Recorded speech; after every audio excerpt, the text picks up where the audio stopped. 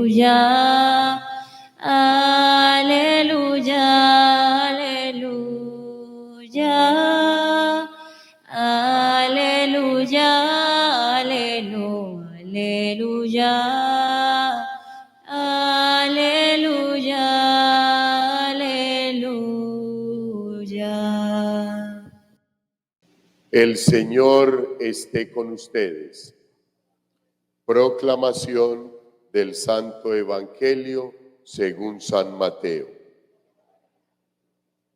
Por la señal de la Santa Cruz de nuestros enemigos, líbranos, Señor Dios nuestro, en el nombre del Padre, del Hijo y del Espíritu Santo. Amén.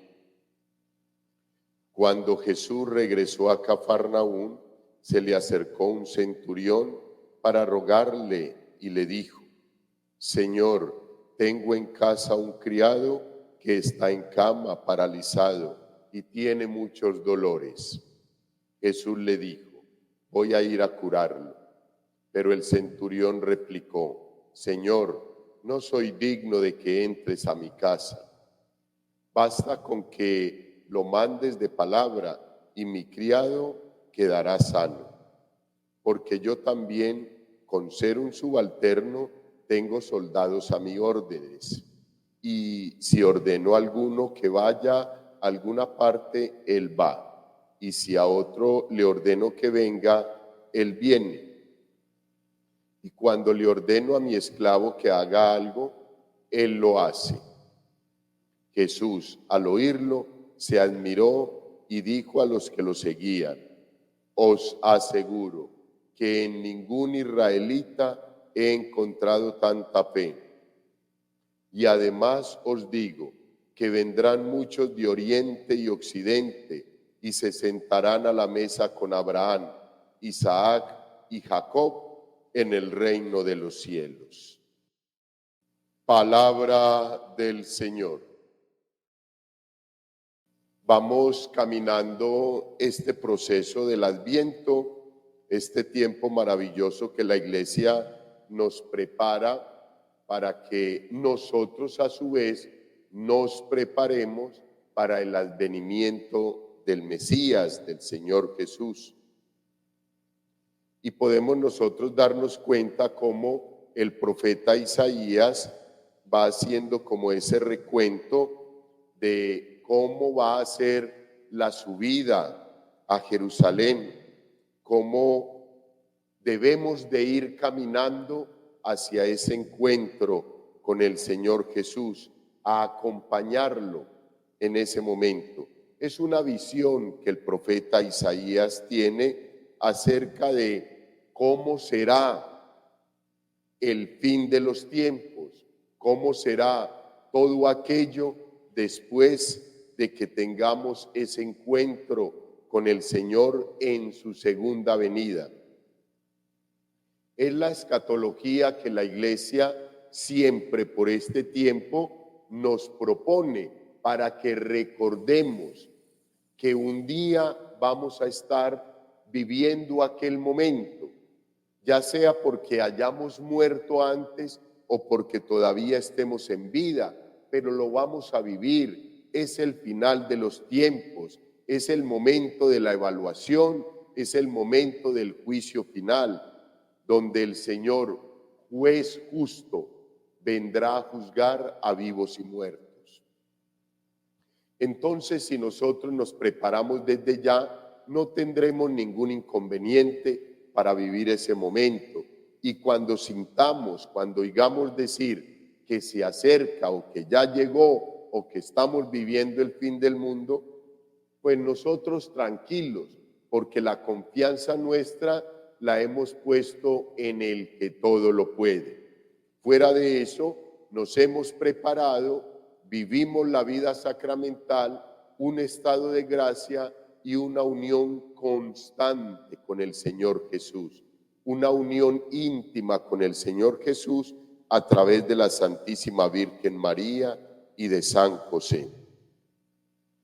Entonces, el profeta Isaías nos hace una invitación muy especial y nosotros de pronto por este tiempo quisiéramos escuchar algo como más agradable, como más promisorio, como que nos hablara de lo que para lo que nosotros nos estamos preparando. Pero no es así. Nos habla de todo lo que va a suceder después de que nosotros tengamos ese momento maravilloso. Y en el Evangelio, como hay muchos teólogos y muchos santos que afirman que ya vivimos la primer venida del Señor, y eso lo creemos. Que va a venir una segunda vez, y eso también lo creemos. Pero ellos afirman que hay una tercera venida, que acontece todos los días, que acontece en nuestra vida todos los días y a cada instante y en cada momento. Y es una realidad. Y el texto bíblico del Evangelio hoy nos lo deja preciso. El Señor Jesús se encuentra con un centurión romano que tiene a cargo un grupo de soldados, tiene 100 soldados, una centuria, tiene 100 soldados a cargo, y uno de ellos se encuentra muy enfermo. Él sabe quién es el Señor Jesús, se acerca a él y le pide que lo cure, que lo sane, y el Señor inmediatamente se dispone para ir a curarlo. Pero el centurión inmediatamente le dice: no, señor, usted no tiene necesidad de ir. Fuera de eso, yo no soy digno de que usted entre en mi casa. Si yo, que soy subalterno y cumplo órdenes, pero que también doy órdenes y tengo personal a cargo, yo le digo a cualquiera de ellos: vaya y va, venga y viene. Usted, no lo dice el texto, pero lo deja implícito, que le dice el centurión al Señor: Señor, mire, vea, usted no es sino que lo pronuncie y mi siervo se va a curar, se va a sanar. Entonces, ¿qué nos quiere decir esa parte del texto bíblico? Que el Señor Jesús, para obrar el milagro, no tiene que estar presente, pero que acontece todos los días de nuestra vida.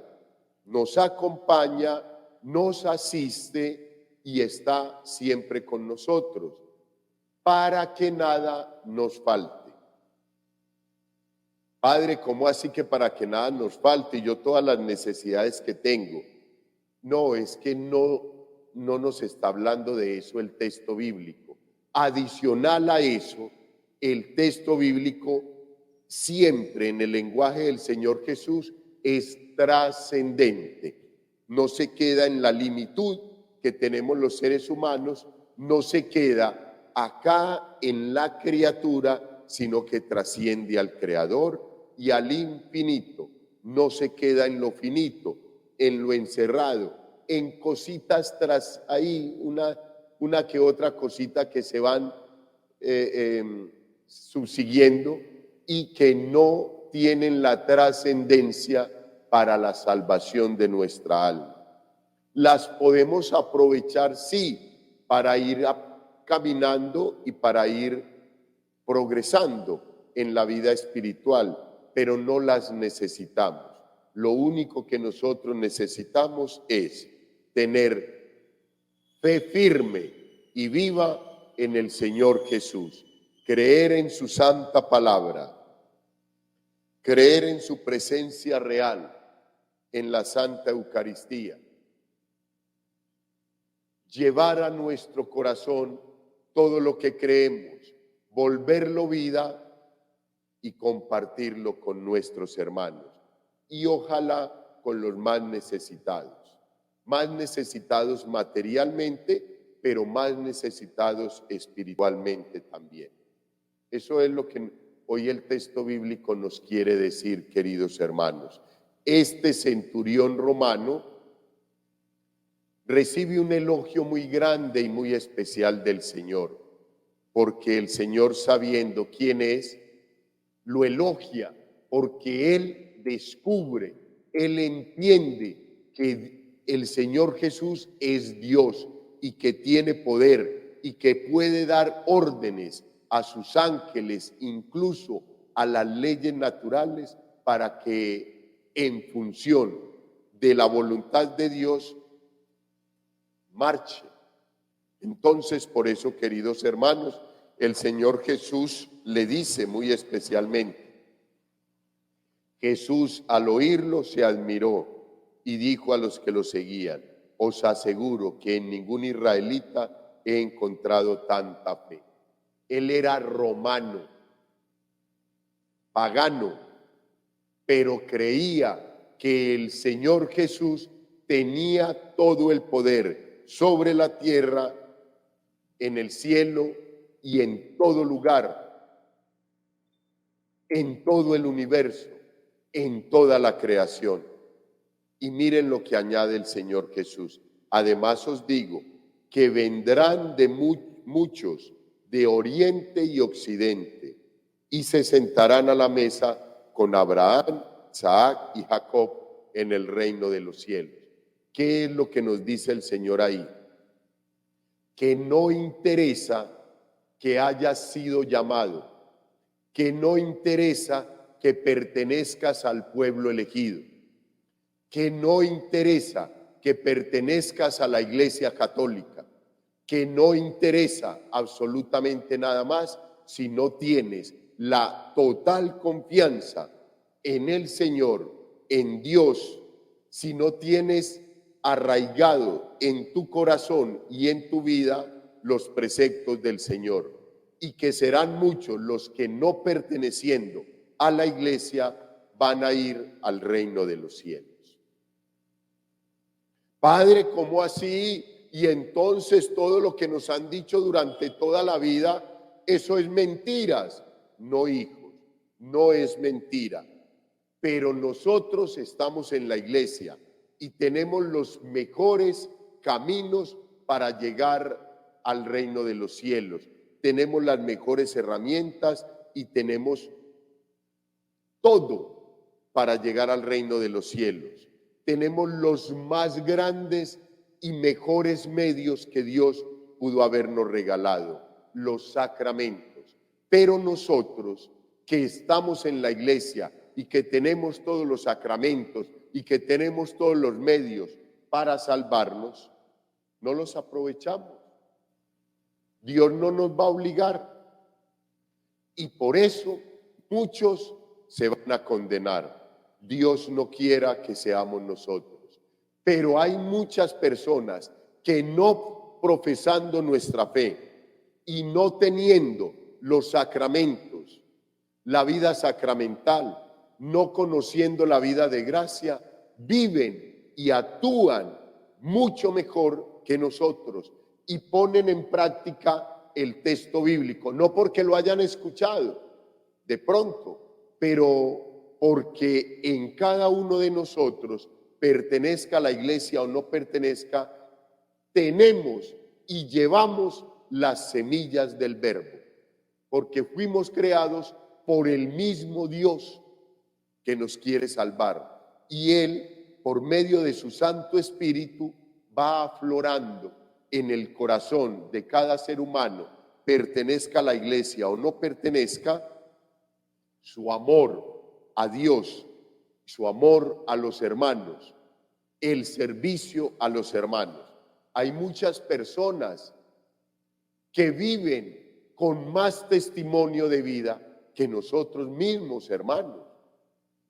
Y entonces, no, es que yo nunca lo vi en misa. ¿Y qué? Pero Dios lo está viendo en su presencia todos los días y hace obras de caridad y tiene amor en su corazón y no tiene odios contra nadie y no tiene rencor contra nadie. Le está faltando la palabra, está faltando un servidor, está faltando un sacerdote, está faltando un templo para que él pueda ir allí y recibir todo lo que tú y yo hemos recibido y que no hemos valorado. Vendrán muchos de otras partes, de otras confesiones religiosas que por la gracia y la misericordia de Dios se conviertan y reconozcan que en la iglesia están los sacramentos, el camino más perfecto para llegar a la santificación, pero no es el único, hijos. Nosotros tenemos que sentirnos felices de que nacimos en una familia que nos presentó a la iglesia para el bautismo.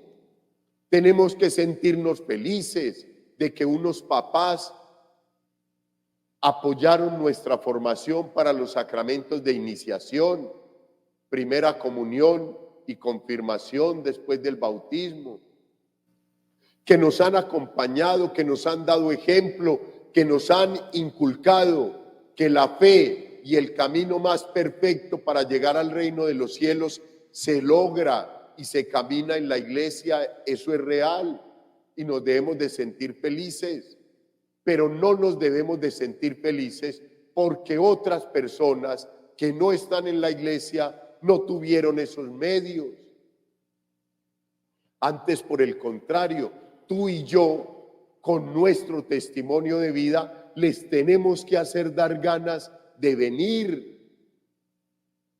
Pero si no lo logramos, si no hay suficientes servidores, si no hay suficientes apóstoles, si no hay suficientes discípulos, el Señor los va a dejar que se condenen. Para nada. Ellos también llegarán al reino de los cielos. Es la misericordia de Dios y nosotros lo único que tendríamos que hacer es alegrarnos, que nadie se vaya a perder y que el Señor logre salvar a muchos, porque así lo determinemos cada uno de nosotros. Él no va a hacer nada contra nuestra voluntad, pero si Él encuentra un granito de mostaza en nuestra fe, que nuestra fe sea como ese granito de mostaza, Él hará todo lo que más se pueda por llevarnos al reino de los cielos, y eso me llena de felicidad y me llena de fe y me llena de esperanza, hijos. No estamos al lado de un Dios injusto. ¿Qué tal? No estamos al lado de un Dios corrupto. ¿Qué tal? Que alguien llegue acá y diga, bueno, se van todos, que yo le voy a dar, voy a hacer una ofrenda más grande que toda la de ustedes. Y entonces todos tengamos que salir. Bueno, ni riesgos. ¿Qué tal? Es un Dios justo, bueno, equitativo para todos nosotros, lleno su corazón de amor por ti y por mí. Eso es lo que a mí me deja feliz, que a pesar de mis miserias, que a pesar de mis pecados, queridos hermanos, que a pesar de mis debilidades, en mi lucha el Señor me dará la fortaleza para que un día, pues obviamente, enderece todo lo que tengo torcido en mi vida y pueda caminar santamente hacia ese encuentro con Él. Eso es lo que a mí me llena de alegría, de fe y de esperanza. Y como dice el Salmo, por ti madrugo, porque sé que me voy a encontrar con el Señor para seguir caminando, para que me siga sanando, para que me siga fortaleciendo. Yo creo que vamos en un camino y en un recorrido donde debemos reflexionar. Todo el Adviento es eso, para que podamos vivir del 16 al 24 de diciembre toda la alegría de la novena de Navidad, los últimos 9 días de Adviento, para preparar nuestro corazón más fuertemente en ese encuentro con el Señor Jesús, con su advenimiento. Eso es lo que a mí me llena de alegría. Eso es lo que me da fortalecimiento en mi fe y en mi esperanza. Verlos a ustedes, queridos hermanos, que madrugan para el encuentro personal con el Señor, eso me llena de gozo. Qué rico, queridos hermanos, poder seguir celebrando todos los días, mañana y tarde. Un día el Señor me permita celebrar por la mañana, a mediodía y por la tarde, y saludar a la Santísima Virgen María, y que hayan muchos fieles que quieran venir a la celebración, y que haya muchos fieles viviendo en estado de gracia y que reciban la Santa Comunión. Eso es lo que tenemos que pedirle al Todopoderoso, que nos regale esos momentos de esplendor en nuestra iglesia, que vuelva la fe pura, la fe sencilla, la fe humilde, que no nos dejemos absorber de la sociedad, que no creen absolutamente nada, y que desde ya nosotros brillemos como una lucecita de esas que parpadea en un hogar, en una familia, en una comunidad, en un grupo, en un ministerio, en un templo. No dice absolutamente nada una lucecita esa sola, pero miren que todas juntas es diferente, se ve hermoso. Que el Señor, queridos hermanos, nos regale toda la gracia, su amor, su bendición, su compañía, la compañía de su Santísima Madre, la compañía de San José, su Padre putativo, para que sigamos recorriendo este tiempo de Adviento, el encuentro con el Señor y el resto de nuestra vida, porque hoy es el segundo día del nuevo año litúrgico. Nos esperan cosas espectaculares, queridos hermanos. Nos espera la Navidad, vivir este tiempo de Adviento como es debido, la Navidad. Nos espera volver a comenzar un tiempo ordinario, de calma, de tranquilidad, para luego volver a vivir el tiempo hermoso de la Cuaresma, luego la Semana Santa, y así sucesivamente, siempre recordando todo el misterio de la vida del Señor Jesús. Gloria al Padre, al Hijo y al Espíritu Santo.